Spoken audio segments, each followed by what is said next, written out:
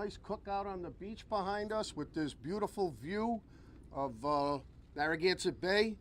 But unfortunately, we are here for what I call a reckless move by the current administration that is going to have a detrimental impact on, not only on the state of Rhode Island, but on our renewable energy quest up and down the East Coast, and stopping some of the momentum, quite frankly, that started here almost 20 years ago in 2007 with the vision and the courage to address Rhode Island's energy needs and all of the hard work that went into building an offshore wind industry from scratch with both Republican and Democratic administrations over the last 20 years, specifically in Rhode Island and Massachusetts.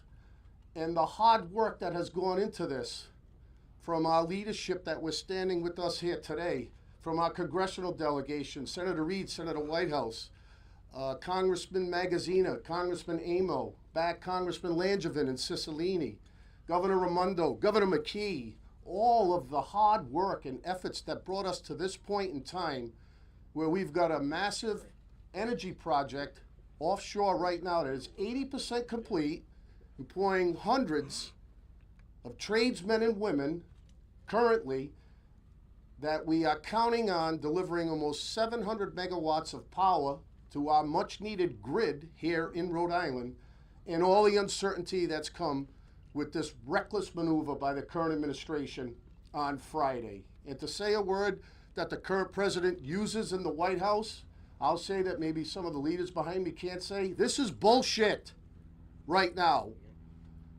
This is bullshit on what's happening with the hard men and women that have dedicated a lot of time and effort and training to go out in a very difficult environment to build this very complex offshore wind project. So we're here to say the biggest little state in the union. I have a saying, we are small but extremely sophisticated. Rhode Island is the birthplace of the offshore wind industry, and I believe it's going to be Rhode Island that's got to send a message today with who we've assembled here this morning that this is our future, this is our energy future, this is what we need so that we can continue to provide reliable, cost-effective, by the way, energy for the citizens of the state of Rhode Island and the New England region. So with that, I'd like to call on who I've worked closely with over the last almost 6 years to make sure that we've implemented training programs through the Community College of Rhode Island, that we've worked with Commerce to develop the supply chain, that we've made sure that we've been inclusive in our recruitment through building futures and apprenticeship and pre-apprenticeship, and have checked all the boxes on why we're here today as Rhode Island is the leader in the offshore wind industry, and he's been with us every step of the way. That's Governor Dan McKee. Governor. Thank you, Mike. And thank everybody standing behind us and in front of us that is reacting to this notice that we received on Friday to stop the construction on Revolution Wind. And it's here today working with a level of union leadership that is reflective of what exactly Mike was just talking about. Labor is New England region and local 271. Ironwork is local 37. Electricians, local 99. Carpenters, Southern New England and local 330. Painters, local 195 and District 1. District Council number 11. I also want to give a shout out to the Building Futures, to CCRI presidents here, talking about the apprenticeship programs that we put in place, and the many advocates here today that are here standing up to a directive that is problematic. Let's cut to the chase. The latest move by the Trump administration is an attack on Rhode Islanders. It's an attack on our jobs. It's an attack on our energy. It's an attack on our families and their ability to pay the bills. And we really need, I really want President Trump to understand that. This is about our jobs. The men and women are here in the trades have heard me say this more than once. J-O-B-S. Can I be any clearer? Jobs. Revolution Wind has already created over 1,000 union jobs. And when we are talking about jobs, we don't just mean construction. Right here in Quonset, Ørsted has operations and maintenance center that will be supporting jobs for as long as the turbines are generating power. And let's not forget the ripple effect. Revolution Wind workers will be participating in and supporting local businesses in our economy over the long term. This is an attack on renewable energy, our own energy, generated right here in New England. Rhode Island doesn't have oil wells. It doesn't have easy access to natural gas. But what it does have is this. We're the ocean state. And we want to make sure we use the full benefit that the ocean brings us. We have an ocean in our backyard. We have solar over our heads, and we have the energy of wind moving between the two of them. Energy we can harness to power homes and businesses. Energy that is renewable. Energy that is clean and in line with our climate goals. I hear from constituents all the time that energy costs are too high. People are struggling to pay their utility bills. And energy costs are going to continue to be a burden on our businesses and our residents if we don't do something. Revolution Wind is not a dream. Revolution Wind is a reality, and it's 80% complete. Let me repeat that. It's 80% complete. Rhode Island and Connecticut are counting on this energy to bring down costs for our residents. This project alone, the kilowatt cost is under 10 cents. Last winter, our kilowatt cost was closer to 15, 16, 17 cents. This is going to make a big difference for our state. Both Rhode Island and Connecticut already have a 20-year purchase agreements in place for the energy. About an hour ago, just before I spoke to Governor Lamont, he held a similar event to this one in Connecticut to share the same message that you're hearing here today. Between our two states, Revolution Wind is anticipated to power over 350,000 homes. This project has been in works for years, long before I became governor.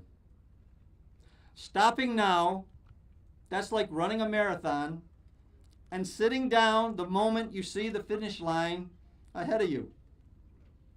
Makes no sense. Stopping just short of the finish line is a direct hit on Rhode Island, a direct hit on our jobs, our economy, and our families. Let's talk about Ørsted for a minute. What kind of message is the Trump administration sending to international companies or any company who want to invest in our economy? Ørsted reports through its American projects it has already invested $20 billion in the U.S. supply chain. Here's an example. Ørsted new server operation vessel was built in the shipyards of Louisiana. We toured that vehicle right here in Quonset last year. Mississippi and Florida, with components sourced from 34 states, from Alabama to West Virginia. This isn't just about blue states. This reckless policy decision is not just a policy decision. Here in Rhode Island, it feels personal. our jobs, our energy, and our families will all be negatively impacted if this stoppage does not end, and it should end now.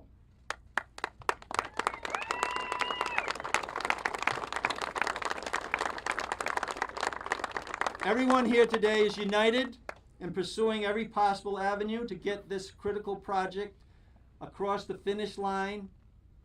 And again, jobs. J-O-B-S. Jobs. That's what's at stake right now. In Rhode Island, what's at stake is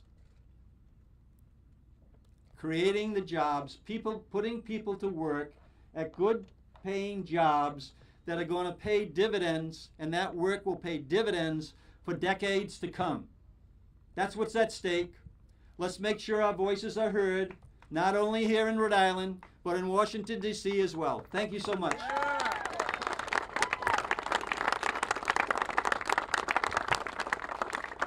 Now, we can't get into all the things that are happening in Rhode Island done without our congressional delegation, and it's an honor to introduce Senator Jack Reid. Thank you very much, Governor. We are all standing here together for jobs, for our climate, for the cost of living for the average working family so they can get by. And what's standing against this? Well, it's a governor, and Michael said, a reckless, irresponsible decision by the president. We are on the side of the people of Rhode Island. He is on the side of big oil companies and so many others that I would name, but the list is too voluminous. This is reckless. This project is 80% completed. There's no turning back. What does he want? 45 towers in the middle of the Long Island Sound, sort of a symbol of his power. They're inert, inactive. Just like him. Yeah, absolutely right, thank you. Well, we're not going to let this happen. We're going to do all we can to fight back. And we're proud here to be with all the union labor people that have made this project so successful. On cost, on budget, on time, you know, the kind of professionalism that you all exude. So we're very proud of you. But this is going to hurt us so badly. The loss of the jobs immediately. People went to sleep Friday night, and guess what? Didn't have a job Saturday morning. Didn't have health care. Didn't have this, didn't have that. So it's jobs, but it's also the affordability of our energy so that we can go and a family can get by. This is going to raise the price of energy. That might be the rationale for it, because all that goes into the pocket of big oil and others. Now, the Trump administration claims that he stopped the work because the project raised national security concerns.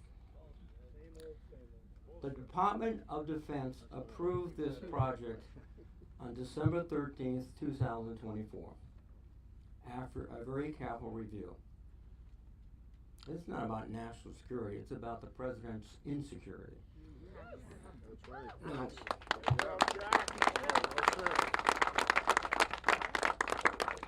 you know what is a threat to our national security? Oil that is controlled by OPEC and foreign countries that have animosity towards us, and we're letting them set the price that we must pay. That's a national security issue. So we're here because this makes sense economically, it makes sense in terms of our climate, it makes sense in terms of our future. It's just, again, absolutely reckless what the president has done, and we'll do our best to turn around. Now, I want to thank LIUNA and AFL-CIO, everyone for coming together. Our climate advocates, thank you too. And with that, I'd like to pass the baton to my colleague and friend and a great advocate for the climate and everything else, Sheldon Whitehouse. Thank you.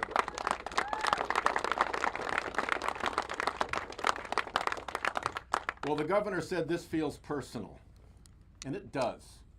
Some of us have been working since the early days of Deepwater Wind, when Grover Fugate and Jen McCann were first figuring out how you could site offshore wind in America. And when Rhode Island solved that problem, a whole industry developed with wonderful paying jobs. And now, one person in the White House running a political errand for the fossil fuel industry is trying to knock that down. He can try, but he will not succeed.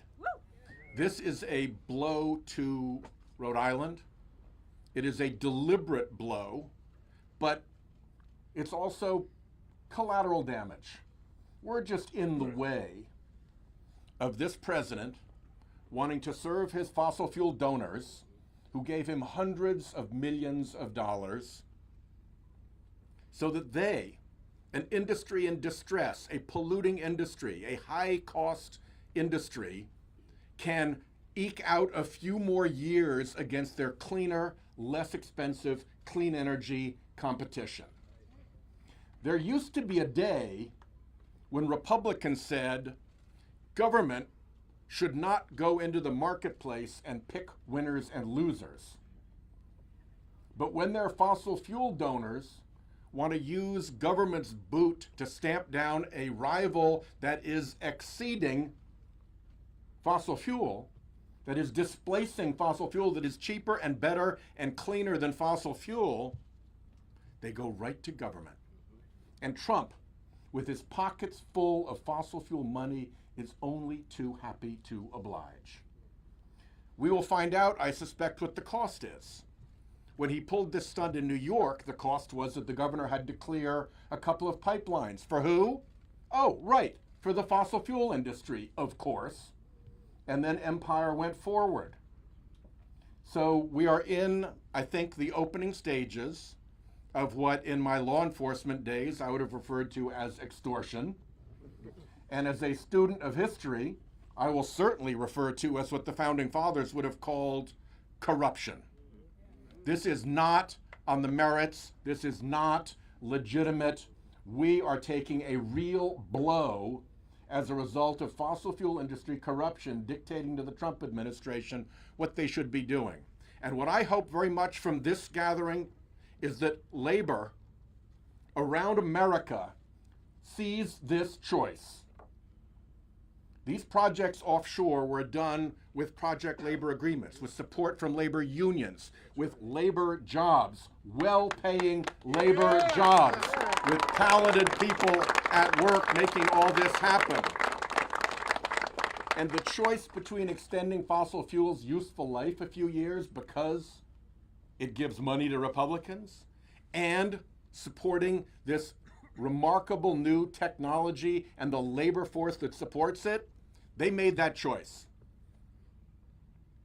And labor around the country, I hope, is bearing witness to what is going on here. So thank you for calling us together. This is important. I just have to have a scientific moment. I'm sorry. My wife is a marine scientist. The amount that fossil fuel is heating the oceans every year is 14 zettajoules. That has 21 zeros after it. It's like 30 times the entire energy consumption of every person on the planet. Fossil fuel is destroying our oceans in real time. The oceans give us a way to save them by using offshore wind to offset the fossil fuel pollution. This is our chance. Let's make sure we fight hard together. I'm glad to be here, and particularly glad to introduce Seth Magaziner, who represents this area. Sheldon. Thank you, Sheldon. By stopping the Revolution Wind project, Donald Trump is putting America last. He is putting American workers on the unemployment line. He is raising Americans' energy costs, Rhode Islanders' energy costs. And who is he helping? our enemies. He's helping Vladimir Putin. He's helping China. He is helping our adversaries instead of helping Americans. What do I mean?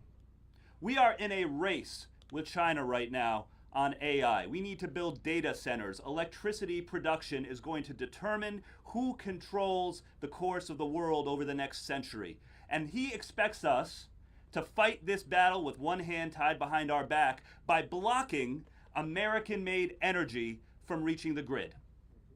If we're not able to access affordable, clean, American-made energy that has already been built offshore, where are we going to go? Saudi Arabia? Russia? By driving up the demand for oil instead of American-made clean wind power, he is helping to fund Putin's war in Ukraine. He is helping our adversaries at the expense of American jobs, of American energy independence, of American affordability. Those are the stakes here. Yes, this is about Rhode Island and making sure that Rhode Island has cheaper energy and better paying jobs, but it is also about making sure that America can compete.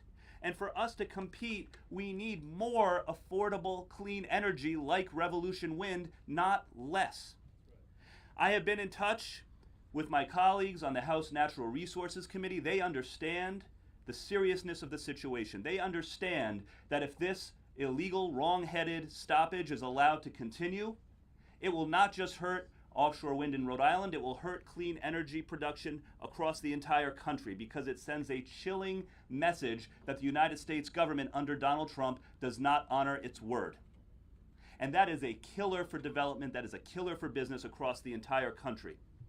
So we have members of Congress from across the entire country who are prepared to mobilize on this. I know that organized labor is prepared to mobilize across the country on this. The environmental groups are mobilizing across the country on this. So Rhode Island is not alone in this fight. There are a lot of people out there who have our backs at this moment because they understand that what happens here matters across the entire country.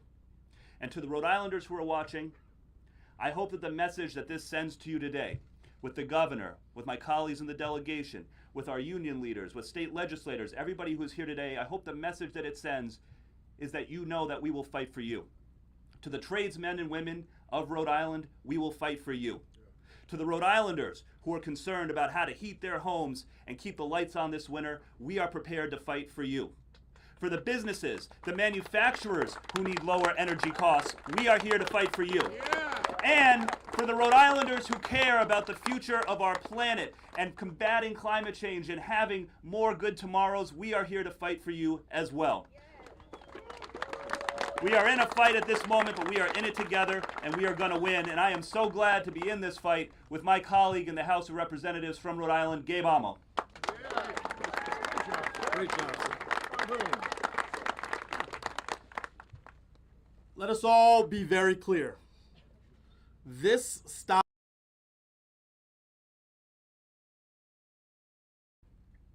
one administration. It's about the hundreds of union workers being told to stop working, and to the families of those workers who rely on hard-earned paychecks to help them pursue that elusive American dream that is further away today. It is about the hundreds of workers who are ready to be the next generation of labor leaders. It is about those credentialing programs at CCRI and offshore wind engineering programs at URI. Students who are investing their time and energy in a career. And let's be very clear, a career in offshore wind.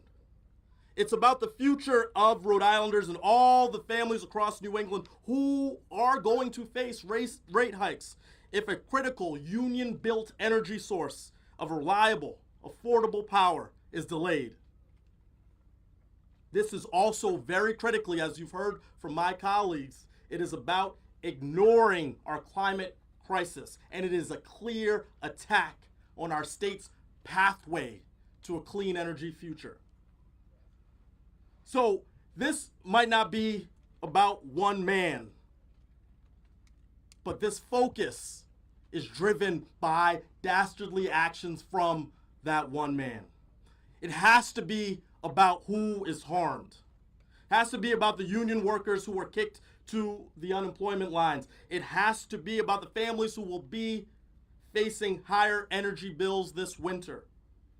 And of course, the years, the blood, sweat, and tears, the billions of dollars of investment in a nearly completed project. Let's be clear again.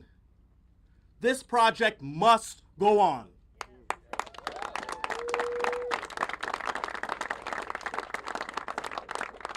And so this force of strength you see will be replicated until the job is done. We're not going to stop. We can't afford to stop. Our future, our economy, the people who we care about most in the world depend on our efforts.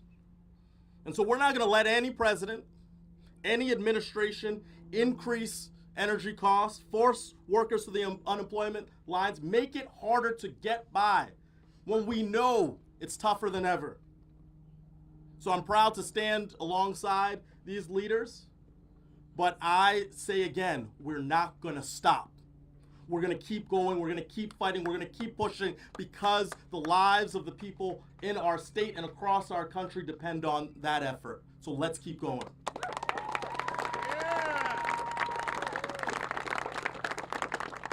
And with that, I want to introduce a great leader in ensuring that we have the workforce needed to keep this work going. Rachel Miller, the Chief External Affairs Officer at Building Futures. Good afternoon, and thank you. I am here, and Building Futures is here for a singular and urgent reason. Rhode Island must grow its construction workforce. We have the largest age group in Rhode Island working in construction is 55 plus. Between folks retiring and the demand of new jobs, we have an expected 25,000 openings by 2032. Building Futures takes that on in two ways. So we train men and women for careers in construction through our pre-apprenticeship program. We ensure that people experiencing poverty and people who need opportunity connect to outstanding careers that reward hard work, raise incomes and standards for families and for whole communities. We also work with employers who are committed to the registered apprenticeship model. That's the path. We build our workforce one project at a time. Orsted has been an outstanding partner in understanding and recognizing that we absolutely must use registered apprentices as we build our clean energy future. They have been so committed that before a single cable was laid, they put their money on the line for a training program for Rhode Island workers. Building Futures worked with the members of the Building and Construction Trades Council and Orsted, and with support from the Real Jobs Rhode Island program, we trained over 220 people. That was a big investment. That was a nearly $1,950,000 investment before a single cable was laid on trainings like a week-long global wind organization, basic safety training, helicopter underwater escape training, medical trainings, and that was with just this project alone, not even to mention the work that CCRI did to stand up our own Rhode Island Global Wind Organization facility. So when we are talking about opportunities and we're talking about creating real pathways for families who need them, we're talking about the whole state, we're talking about our whole economy, and we're talking about our whole workforce. We can't afford to turn back on this investment. We can't afford to stop economic opportunities Revolution Wind has brought to Rhode Island and continues to bring to workers and their families. And we can't afford to miss this opportunity to build Rhode Island's construction workforce and raise Rhode Island wages. It's my great pleasure to introduce someone who graduated Building Futures pre-apprenticeship in 2009, became an apprentice and then journey worker carpenter with Local 330, and was recently working out on the Revolution Wind project and sharing his experience. Tony Vaz.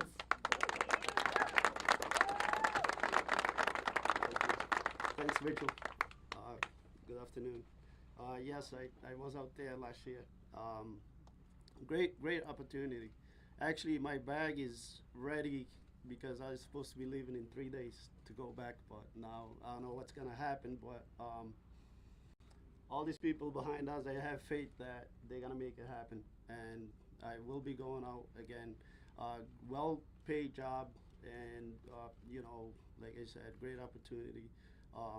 Thanks to Building Futures, they put on tremendous training together with partnership with the carpenters.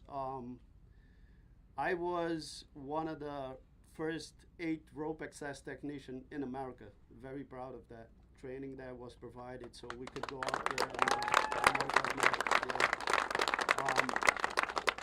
So yeah, please guys, make it happen. We need to get out there and keep working. That's how we're gonna build America. That's my time. I'll introduce you guys to Patrick Clarley.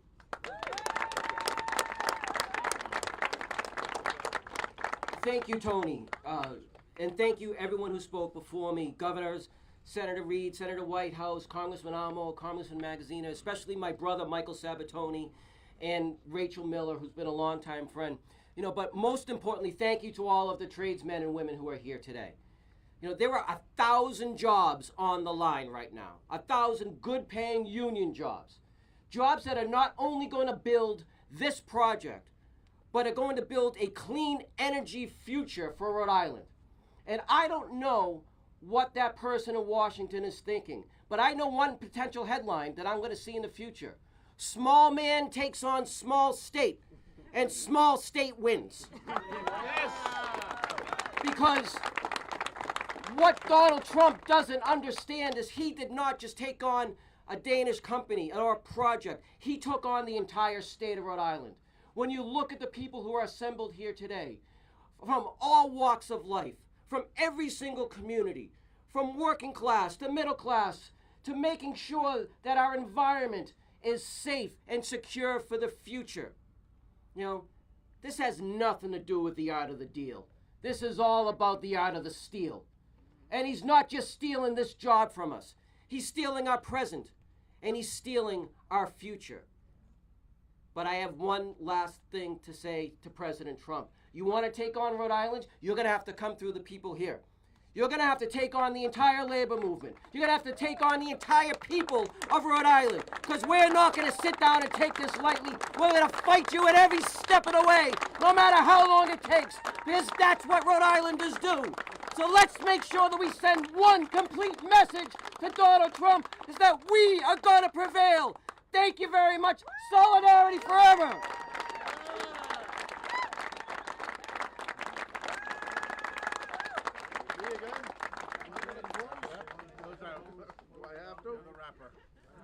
All right, well, I usually go last anyway, so First and last.